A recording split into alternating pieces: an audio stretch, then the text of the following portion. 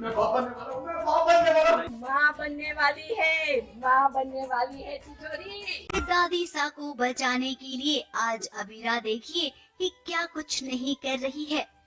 पंडित जी ने कहा है कि जिस नारियल में छेद हो उस नारियल की कटोरी से कलश भरकर लाना है। ऐसा करने से दादी सा ठीक हो जाएंगी। अब हम जिसे प्यार करते हैं ना, उसकी जान बचाने के लिए जो भी करना पड़े हम हंसते हंसते कर जाते हैं। अबीरा भी इस मंदिर में वही करने आई है। अबीरा ने जैसे ही कलश को भरा, यहाँ पर एक बंजारन मिल गई अबीरा को। उसने अबीरा के हाव भाव देखे और इस बात का ऐलान कर दिया कि तुम माँ बनने वाली हो। छोरी, तू तो माँ बनने वाली है।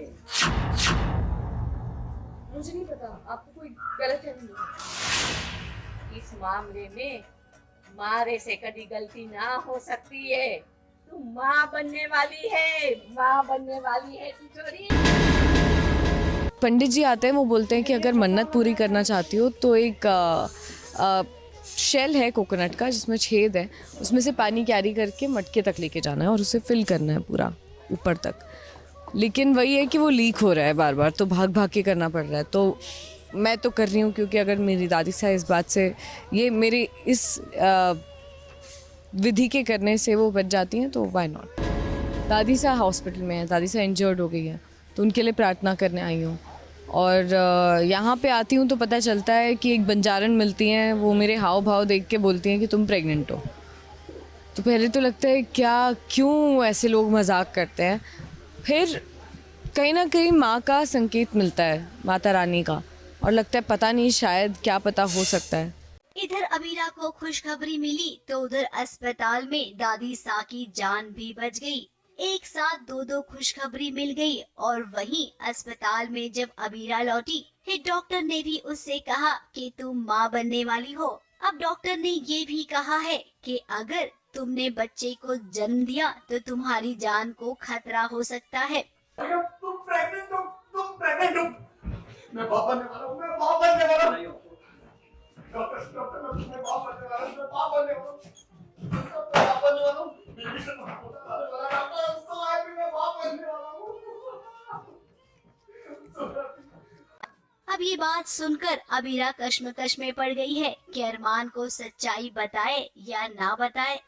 तभी वो सपने में खो गई और सपने में उसने देखा कि एक बच्चा पैदा हुआ लेकिन उसकी माँ मर गई।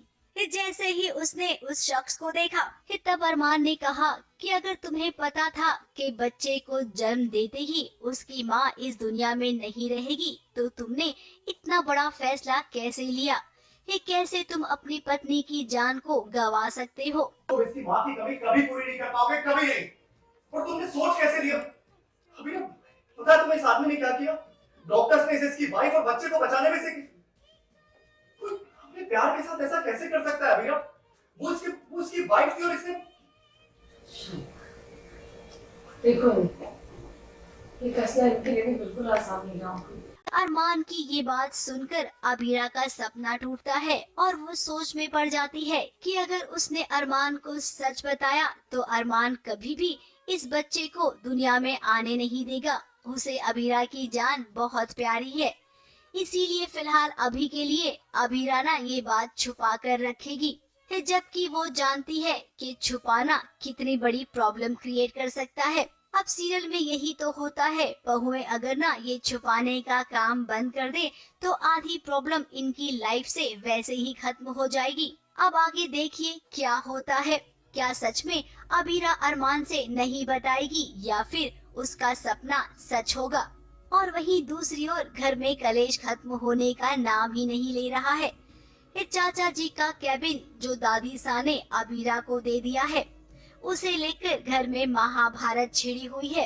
हालांकि अरमान सबको बताने की कोशिश कर रहा है कि इसमें अबीरा की कोई मर्जी नहीं थी, लेकिन अब जो होना है वो तो होगा ही, यानी कि ड्रामा।